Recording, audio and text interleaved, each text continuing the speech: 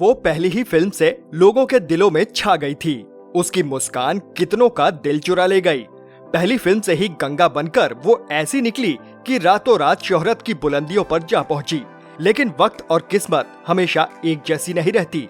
जल्दी ही उसे किसी की नजर लग गई। उसका ऐसा भयानक एक्सीडेंट हुआ कि वो खुद ही अपना चेहरा देखने से डरने लगी। जिसे उसने दिल से चाहा उसने भी धोखा दिया, और जिससे शादी की उसने केवल दर्द दिया। दो मिसकैरेज हुए, लेकिन शायद इतना ही काफी नहीं था। इम्तिहानों के दौर अभी बाकी थे। जब लगा कि सब कुछ ठीक हो रहा है, तब उसे कैंसर ने भी आ घेरा। लेकिन वो थकी नहीं, टूटी नहीं। उसने अपनी विल पावर से कैंसर को भी पटखनी दे दी।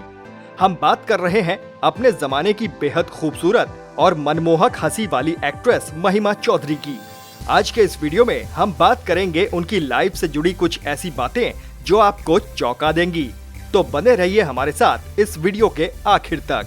देखो, मुझे सोने का महल नहीं चाहिए, एक इंसान का प्यार चाहिए, एक इंसान का, समझे तुम? महिमा चौधरी का जन्म 13 सितंबर 1973 को दार्जिलिंग वेस्ट बंगाल में हुआ था। कम ही लोग जानते होंगे कि उनका असली नाम रितु चौधरी है। असल में सुभाष घई ने उन्हें महिमा नाम सुझाया, क्योंकि उनका मानना था कि उनकी फिल्मों में काम करने वाली इन हीरोइन का करियर बढ़िया रहा है, जिनका नाम लेटर एम से शुरू होता है। फिल्मों में आने से पहले महिमा मॉडलिंग किया करती थी। उन्होंने कई एड फिल्मों में काम भी किया। ऐसी ही एक एड ने उन्हें नेम और फेम सब दिलाया। साल 1995 में आमिर खान के साथ पेप्सी का एक एड खूब मशहूर हुआ था, और इसी एड में अपनी कातिल मुस्कान से लोगों को पसंद आ गई थी। महिमा ने बतौर वीजे भी काम किया। महिमा को पहली फिल्म मिलने के पीछे भी एक कहानी है। असल में सुभाष घई अपनी नई फिल्म परदेस के लिए एक नई हीरोइन की तलाश में थे। उन्होंने 3000 लड़कियों का स्क्रीन टेस्ट भी लिया, लेकिन उनकी तलाश पूरी नहीं हो पाई। लेकिन जब उन्होंने एक शो में वीजे बनी महिमा को देखा तो उनकी नजरें ठहर गईं। तभी उन्होंने फैसला कर लिया कि परदेस की हीरोइन महिमा चौधरी ही होंगी। शाहरुख खान के साथ काम करना किसी भी हीरोइन का सबसे बड़ा सपना हो सकता है, और ये महिमा की खुशकिस्मती थी कि उन्हें ये मौका अपनी पहली ही फिल्म में मिल गया था।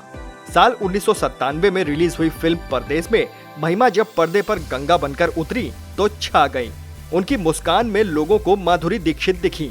देखते ही देखते महिमा टॉप हीरोइंस में शुमार हो गईं। परदेस के लिए उन्हें film fair award for best female debut भी मिला। इस फिल्म की सफलता ने उनके पास फिल्मों की लंबी लाइन लगा दी। वो सोच भी नहीं पा रही थी कि किसे हाँ कहें और किसे ना, लेकिन किस्मत को कुछ और ही मंजूर था। असल में फिल्म परदेस ही उनकी पहली और सफल फिल्म थी, और यही उनके करियर का पीक था। उसके बाद उनके साथ किस्मत ने ऐसा खेल खेला कि वो फिर कभी उस ऊंचाई तक नहीं पहुंच सकी जहां उन्हें परदेस ने पहुंचाया था। बात उन दिनों की है जब वो फिल्म दिल क्या करे की शूटिंग कर रही थी। एक दिन वो शूटिंग के लिए घर से निकली। कार वो खुद ड्राइव कर रही थी, लेकिन तभी सामने से काल बनकर आ रहे एक ट्रक ने उनकी कार में जोरदार टक्कर मार दी। उन्हें किसी तरह अस्पताल पहुंचाया गया, जहां पता चला कि उनके चेहरे पर कांच के 67 टुकड़े धंसे थे।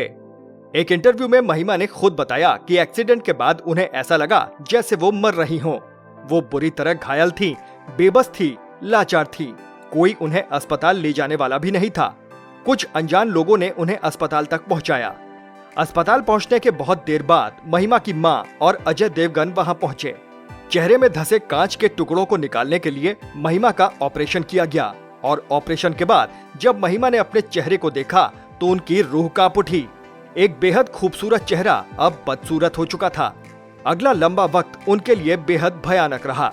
वो अंधेरे में रहने को मजबूर थीं, क्योंकि चेहरे से कांच के निशान मिटाने के लिए डॉक्टरों ने उन्हें रोशनी से दूर रहने की सलाह दी थी। लेकिन उन्होंने हार नहीं मानी। वो पर्दे पर वापस लौटी। हालांकि दुनिया को उनके साथ हुए इस हादसे की कोई जानकारी नहीं थी। उन्होंने जानबूझकर इसे दुनिया से छुपाया, क्योंकि इससे उनके करियर के खत्म होने का खतरा था। उन्होंने इस हादसे के बाद दिल क्या करे, दाग द फायर, प्यार कोई खेल नहीं, धड़कन, दीवाने, कुरुक्षेत्र, खिलाड़ी 420 जैसी कई फिल्मों में बेहतरीन किरदार निभाए। उन्हें फिल्म दिल क्या करे और धड़कन के लिए film fair award for best supporting actress category में नॉमिनेट भी किया गया। लेकिन अब महिमा को लीड रोल्स ऑफर नहीं हो रहे थे, जिसकी वजह थी उनके चेहरे के उस चार्म का खो जाना। वो फिल्मों में हमेशा से एक्टिव रहीं लेकिन बैनर और पर्दा समय के साथ साथ छोटा होता गया।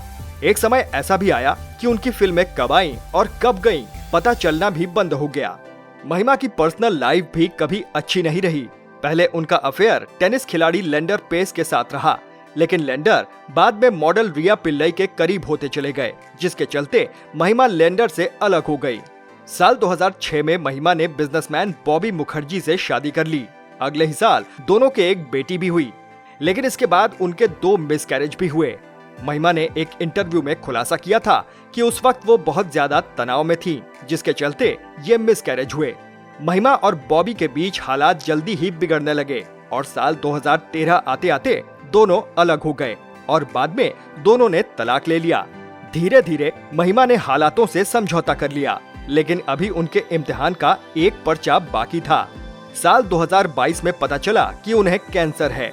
इस खबर ने उन्हें अंदर तक तोड़ दिया, लेकिन उस मुश्किल वक्त में उनकी बेटी आर्याना मुखर्जी ने एक मां की तरह अपनी मां का ख्याल रखा और महिमा ये जंग भी जीत गई। फिलहाल वो पर्दे से दूर हैं, लेकिन ये कहानी इतना जरूर बताती है कि किसी के बस में केवल मेहनत ही है जो वो कर सकता है। बाकी क्या और कितना मिलेगा ये हाथों की लकीरें ही तय करती हैं। महिमा चौधरी का करियर भी शायद अभी और लंबा चलता, वो कामयाबी की और सीढ़ियां चढ़ती अगर वो कार हादसा न हुआ होता। महिमा चौधरी के करियर के बारे में आप क्या सोचते हैं? कमेंट बॉक्स में जरूर लिखें। वीडियो पसंद आया हो तो लाइक करें और प्लीज इसे ज्यादा से ज्यादा लोगों तक शेयर जरूर करें। शायद इससे उन्हें मुश्किलों से जूझने की हिम्मत मिल जाए। अगर चैनल पर नए हैं तो सब्सक्राइब करें। फिर मिलेंगे एक नए वीडियो के साथ। नमस्कार।